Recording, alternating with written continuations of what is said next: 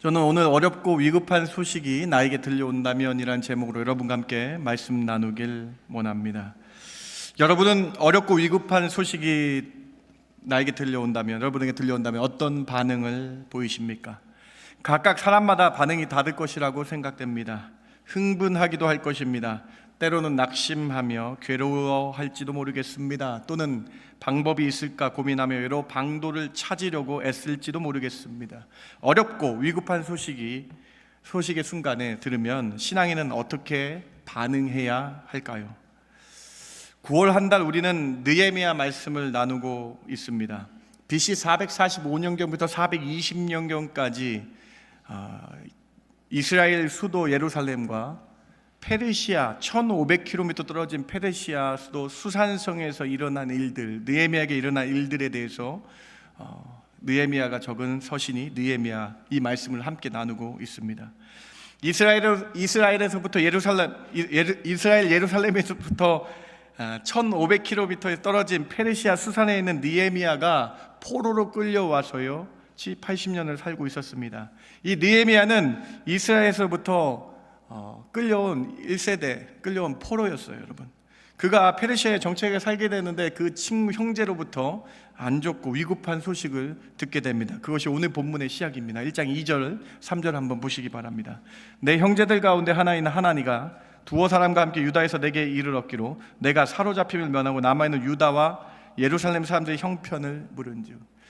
느헤미야의 형제, 친형제인지는 모르겠어요. 그런데 느헤미야가 알고 있는 형제입니다. 그 하난이라는 사람부터 유다와 예루살렘에 대한 소식을 들었다라고 느헤미야가 말씀하고 있어요. 3절에 보면 그들이 내게 이르되 사로잡힘을 면하고 남아있는 자들이 그 지방 거기에서 큰 환난을 당하고 능욕을 받으며 예루살렘 성은 허물어지고 성문들은 불탔다 하는지라. 그 소식들이 참으로 어렵고 힘든 뉴스였습니다. 소식이었습니다. 성문들은 다 불타고 동포들은 어렵고 힘든 가운데 환난을 당하고 있으며 능욕당하며 예루살렘 하나님의 도성은 무너져 버렸다라고 말을 하고 있는 것이죠. 이렇게 멀리 떨어진 순간, 멀리 떨어진 이스라엘의 이 얘기, 이 위급한 소식이 느헤미야에게 들려진 겁니다. 느헤미야가 이 소식을 듣고 반응한 첫 번째 반응이 무엇입니까? 이 반응을 성경은 놓치지 않고 기록하고 있는데요 1장 4절입니다. 같이 한번 읽어보겠습니다. 시작.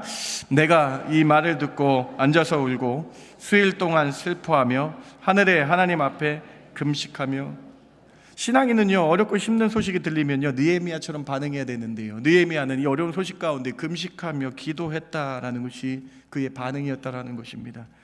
슬픈 느헤미야가 하늘 하나님을 향하여 바라보며 금식까지도 하며 기도했다라는 거예요.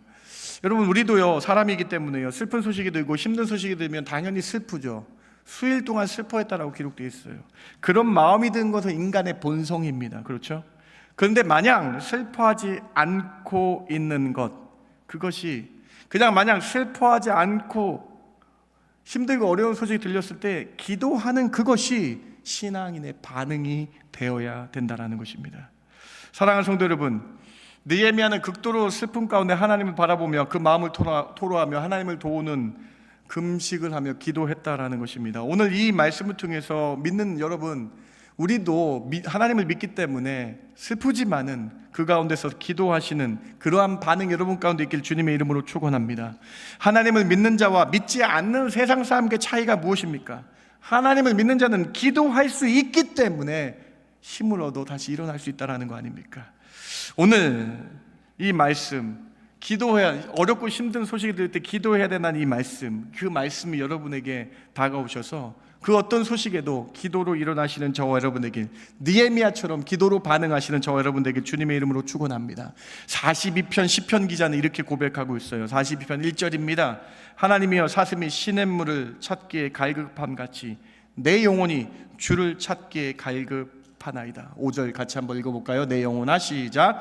내 영혼아, 내가 어찌하여 낙심하여 어찌하여 내 속에서 불안해하는가? 너는 하나님께 소망을 두라. 그가 나타나 도우심으로 말미암아 내가 여전히 찬송하리라.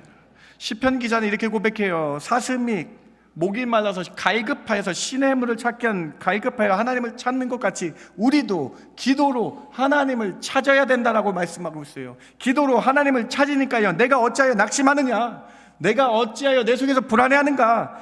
기도로 하나님을 찾으면 하나님이 나의 소망이 되는 것을 알고 하나님이 나의 유일한 소망인 줄 믿고 그가 분명히 나타나 도우실 줄 믿고 여전히 내가 찬송하겠다라고 고백하고 있는 것이지요.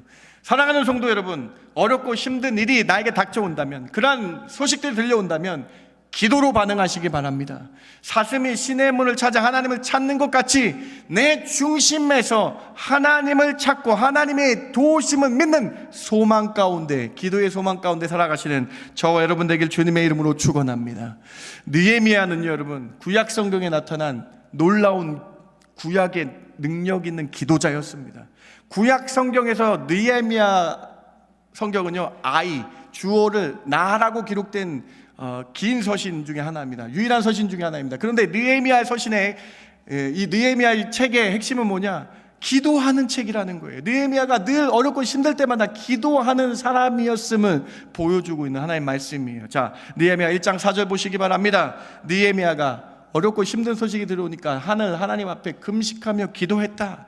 1장 6절에 주야로 기도했다라고 1장 6절에 말씀하고 1장 6절 맨 마지막에 종의 기도를 들어주십시오. 2장 4절에 하나님께 기도하며 묵도하며 나갔다. 4장 9절에 어렵고 힘든 일이 있으니까 우리 함께 하나님께 기도하자. 6장 8장 12장 기도하자라고 고백되어 있는 거예요. 오늘 우리는 기도의 사람 느헤미야서 1장을 자세히 살펴볼 것입니다. 그리고 느헤미야의 이 중보 기도자 느헤미야의 기도가 얼마나 위대하고 특별했는지를 살펴봐야 되겠습니다. 오늘 우리도 느헤미야 같이 응답받는 놀라운 일이 우리 기도 가운데 있길 바랍니다. 느헤미야의 기도, 구약 성경의 이 놀라운 기도의 능력자 느헤미야 기도, 이 위대한 기도 어떤 특징이 있는지 세 가지로 함께 살펴보길 원합니다. 첫 번째로, 느헤미야는 자신의 삶을 먼저 추구할 수 있었습니다. 그러나 느헤미야는 먼저 하나님의 나라와 하나님의 뜻을 위해 기도했습니다. 느헤미야의 기도가 대단하고 특별한 이유는 바로 자신의 유익을 먼저 구하지 않았다라는 거예요. 느헤미야는 자신의 형제 하나니에게서 예루살렘 성벽과 성문의 붕괴 소식을 들었죠. 동포들이 환난을 당한다는 것을 들었죠. 그런데 느헤미야가 예루살렘의 이 이야기를 들었을 때에 다른 사람의 반응과 달랐습니다. 이스라엘에서부터 페르시아로 포로로 잡혀온 많은 사람들 중에 이렇게 느헤미야처럼 기도하는 사람이 몇 명 있었겠습니까? 느헤미야의 기도를 한번 보세요. 1장 4절 보세요. 이 소식을 듣고 수일 동안 슬퍼하며 하나님께 금식 기도했다. 느헤미야는 단순한 걱정과 한탄 정도가 아니라 금식하며 수일 동안 울며 하나님 앞에 기도했다라고 기록되어 있는 거예요. 자신의 나라 이스라엘의 일을 자신의 일로 여기고 하나님 앞에서 탄식하며 기도했다라는 것입니다. 어떻게 보면 여러분, 지금 느헤미야에게 예루살렘의 일은 직접적인 일이 아니죠. 여러분, 보통 사람이라면 현재 자신이 살고 있는 곳, 즉 느헤미야는 페르시아의 왕의 신하로서 자신이 어떻게 이 자리에 좋은 자리를 지켜나갈까 그렇게 기도하는 것이 당연시 되는 거였어요. 그런데 느헤미야는요, 이스라엘의 하나님 나라와 민족의 상황을 자신의 일로 여기고 진실하게 기도했다라는 놀라운 기록이 적혀져 있는 것이죠. 사랑하는 성도 여러분, 느헤미야의 기도가 위대한 이유, 먼저 그의 나라와 하나님의 뜻을 구했기 때문입니다. 그는 예수님이 오시기 전에 400년 전의 사람입니다. 그런데 그는 예수님의 이 말씀을 이미 몸소 실천한 사람이에요. 예수님께서 우리에게 이렇게 말씀하십니다. 명령하십니다. 마태복음 6장 33절 같이 한번 읽어봅시다. 그런즉 시작. 그런즉 너희는 먼저 그의 나라와 그의 의를 구하라. 그리하면 이 모든 것을 너에게, 나의 개인 기도보다 먼저 하나님의 나라와 하나님의 뜻을 위하여 간절히 기도하는 사람이 되라고 예수님이 말씀하시죠. 그런데 400년 전에 이미 느헤미야는 하나님이 원하시는 기도를 하는 사람이었다는 거예요. 먼저 하나님의 나라와 그 백성을 위해 기도하는 느헤미야의 모습이죠. 사랑하는 성도 여러분, 먼저 하나님의 나라와 하나님의 뜻을 구하니까 어떤 일이 벌어집니까? 그 기도의 결과가 1장 11절, 오늘 느헤미야 본문 1장 11절에 마지막에 이렇게 기록되어 있어요. 여러분 같이 한번 주의하여 같이 한번 고백해 볼까요? 주여 구하오노니, 시작.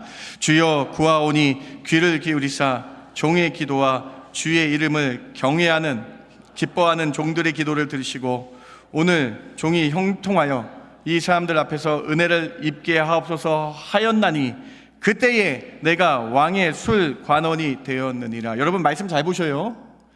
느헤미야는 처음부터 관리가 아니었어요. 느헤미야는 처음부터 페르시아의 신하가 아니었어요. 자, 보세요, 말씀.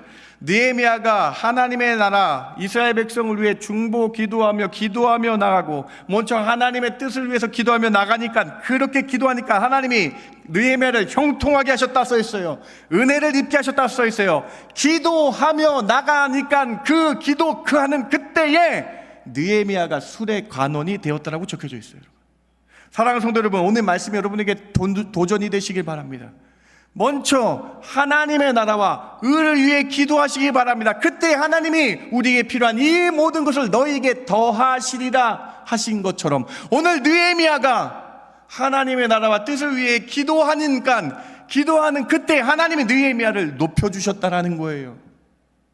사랑하는 성도 여러분, 도전되시기 바랍니다. 먼저 하나님의 나라와 하나님의 뜻을 위해 기도하시는 저와 여러분 되길 주님의 이름으로 축원합니다. 그때 하나님께서 형통을 주시고 은혜를 입혀 주실 줄 믿습니다.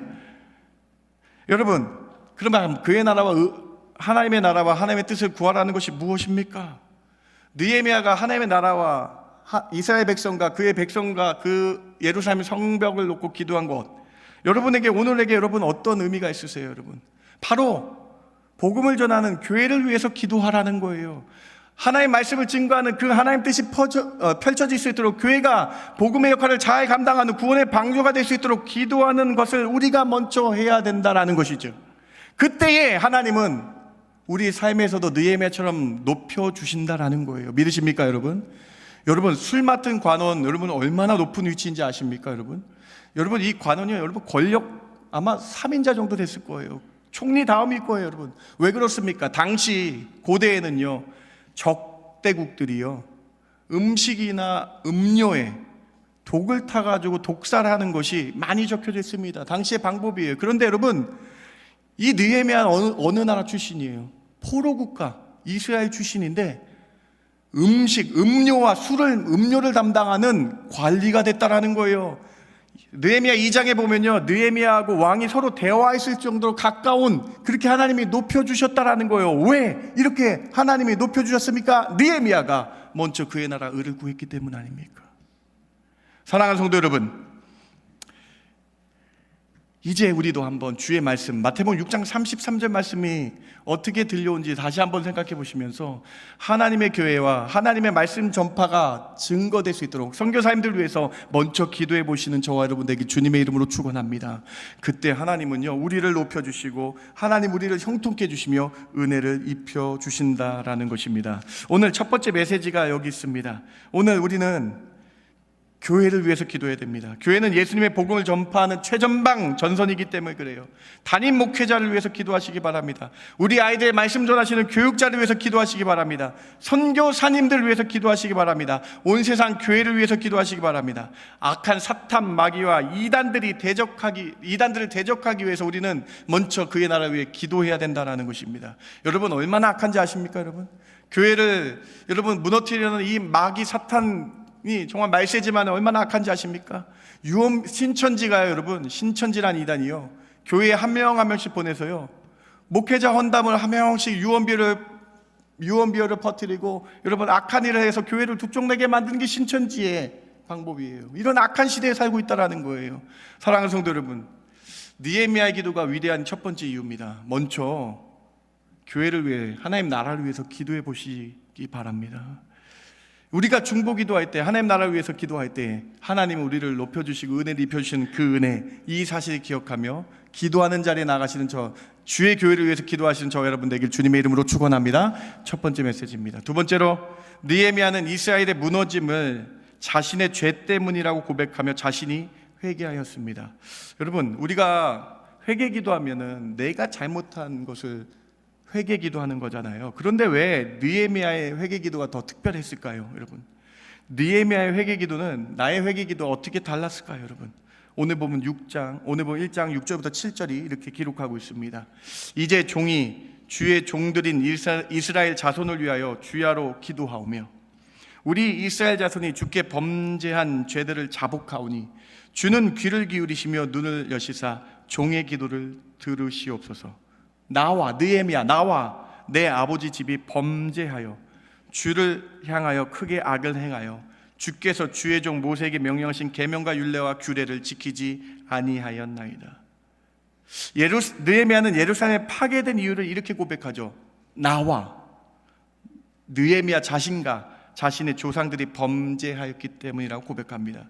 그런데 엄밀히 말하면요, 이스라엘이 지금 이렇게 힘든 이유는요, 느헤미야의 조상들, 이스라엘의 조상들이 우상 숭배한 결과 아닙니까? 그럼에도 불구하고 느헤미야는요, 이 또한 자신의 죄 때문이라고 자복하며 회개한 것입니다. 느헤미야의 회개 기도가 참으로 위대하게 느껴집니다. 이스라엘의 멸망과 이스라엘의 포로로 끌려가고 어렵게 된 이유가 자신의 죄도, 자신이 나라를 위해, 하나님의 나라를 위해 기도하지 않았기, 쉬지 않고 기도하지 않았기 때문이라고 자복하고 회개하고 있는 위대한 회개 기도의 모습이 기록되어 있는 것입니다. 여러분, 동방의 의인 중에 욥이라는 사람 아시죠? 욥. 그런데 욥이 얼마나 의인이었는지 아십니까? 이렇게 기록되어 있습니다. 욥기 1장 5절 같이 한번 읽어봅니다. 그들이 차례대로 잔치를 끝내면 욥이 그들을 불러다가 성결하게 하되 아침에 일어나서 그들의 명수대로 번제를 드렸으니 이는 욥이 말하기를 혹시 내 아들들이 죄를 범하여 마음으로 하나님을 욕되게 하였을까 함이라.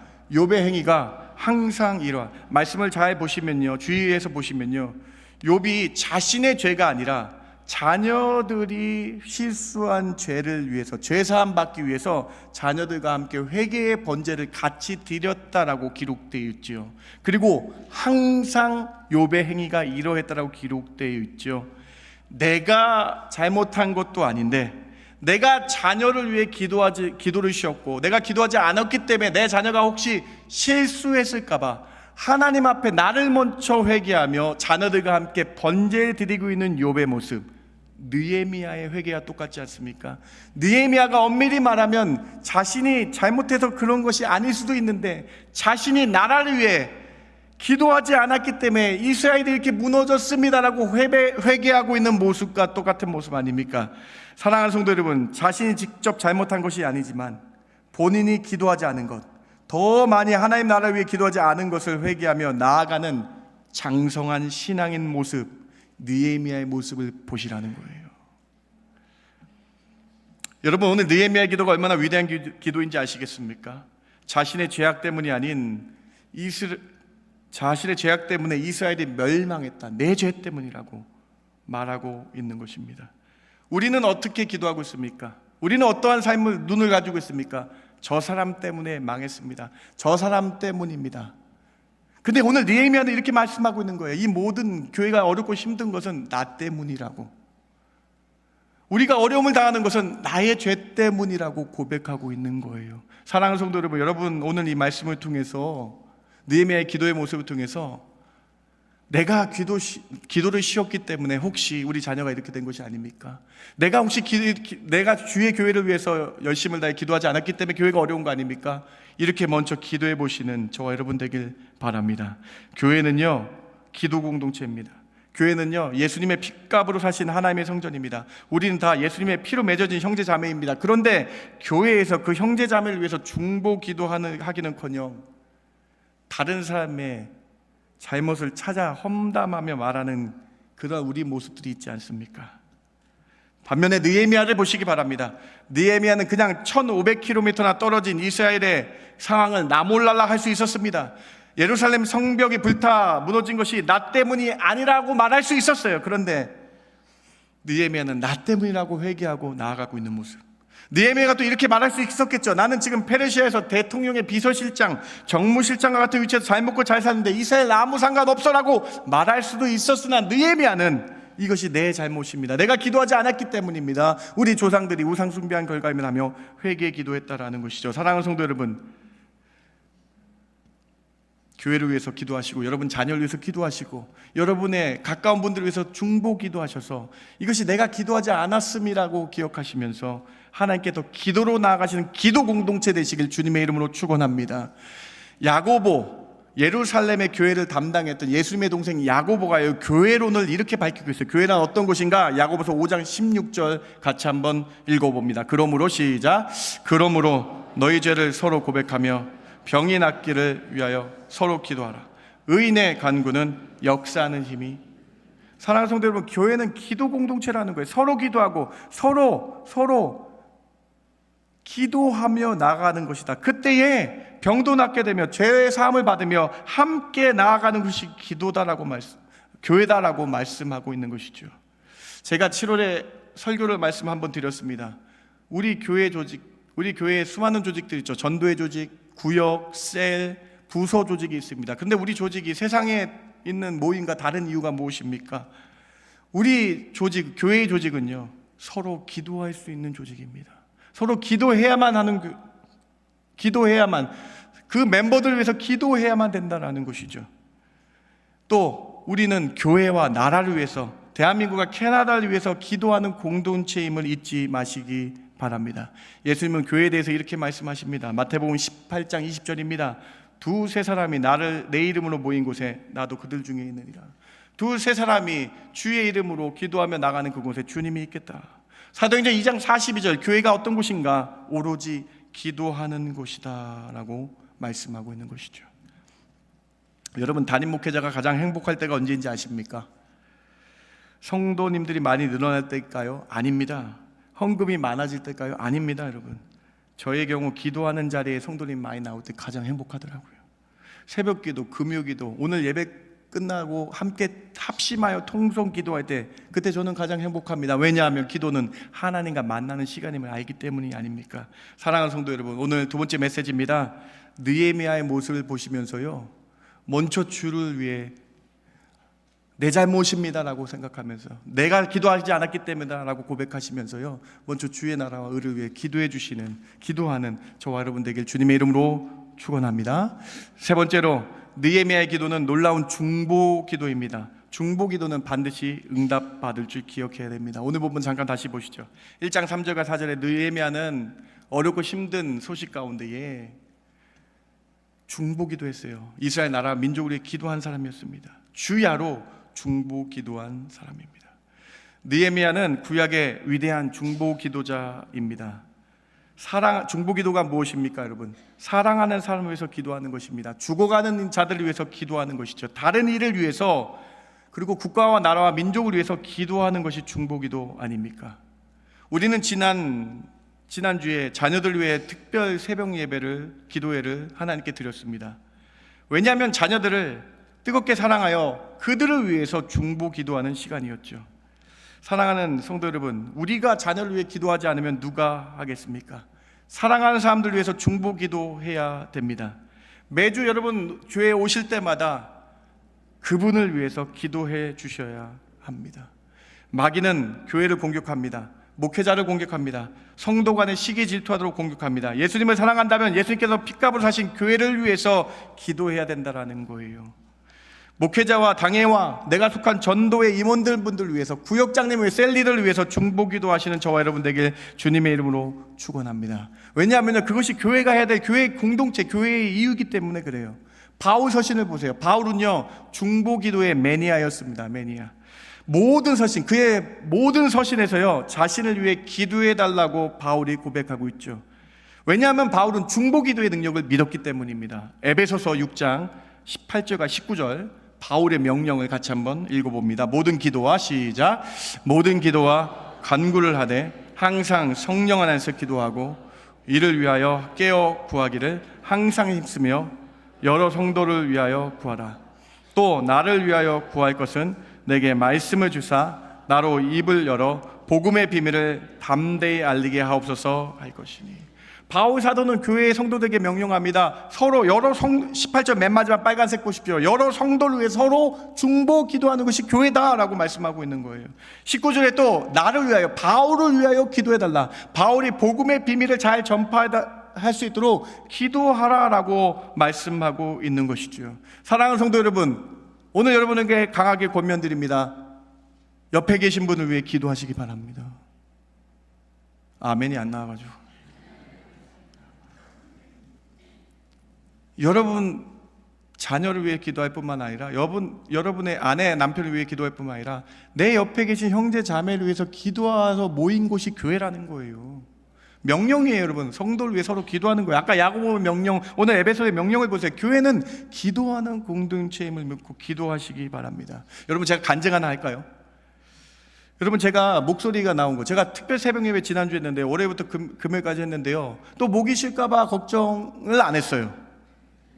지금 보세요, 여러분. 목이 너무 감사하죠, 여러분. 제가 여러분 목이 나은 것은요, 휴가를 갔기 때문에, 푹 쉬었기 때문이 아니라 여러분이 저를 위해 기도해 주신 걸 저는 믿고 있습니다.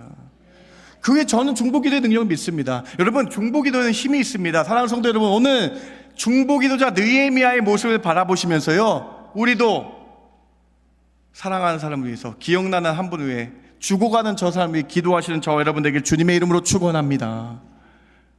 말씀을 마칩니다. 위급하고 어려운 소식이 들렸을 때 느헤미야는 세상 사람과 다른 반응을 했죠. 어떤 반응을 했죠? 금식하며 기도했죠. 그런데 느헤미야의 기도는 참으로 뛰어난 기도였고 위대한 기도였음을 우리가 배웠죠. 왜 위대한 기도입니까? 첫 번째로, 느헤미야는 자기 유익을 구하지 않고 먼저 하나님의 나라와 뜻을 위해 기도했기 때문이죠. 예수님이 오시기 전에 그는 이미 마태복음 6장 33절의 말씀을 몸소 실천하고 있는 그러한 하나님 나라와 뜻을 위해 기도하는 사람이었다는 것이죠. 여러분, 도전 드릴게요. 교회를 위해서 기도해 보시기 바랍니다.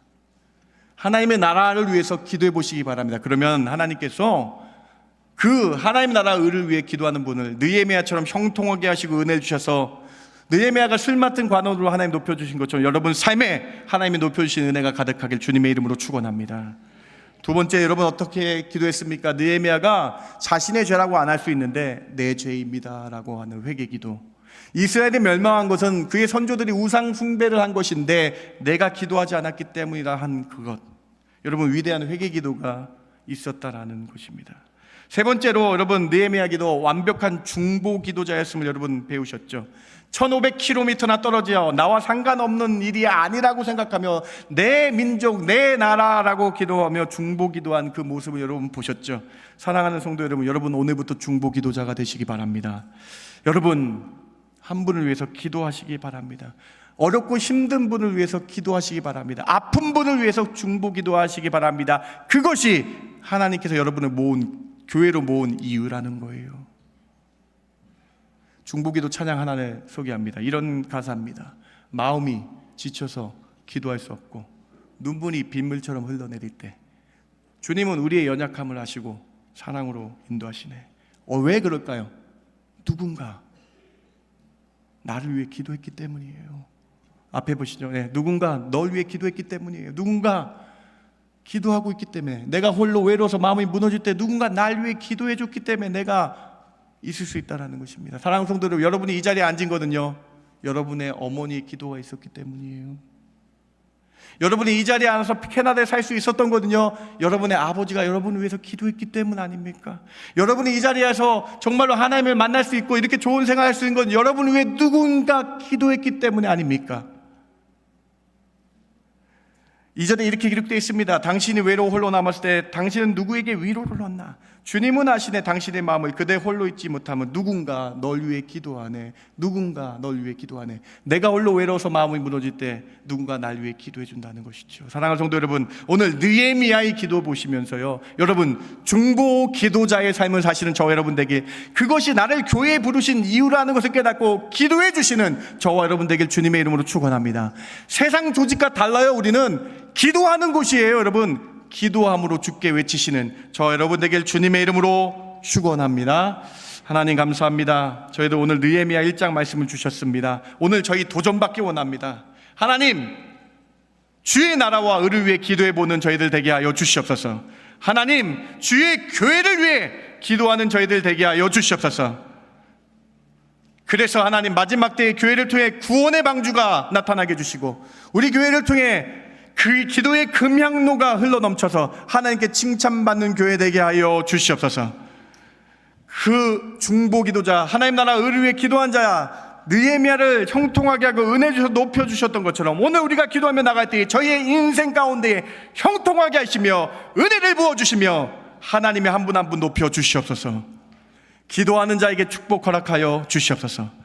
그러한 일을 경험하며 간증하며 살아가는 저희들 되게 하여 주시지 믿고 감사하며 예수님의 이름으로 기도드렸습나이다. 아멘.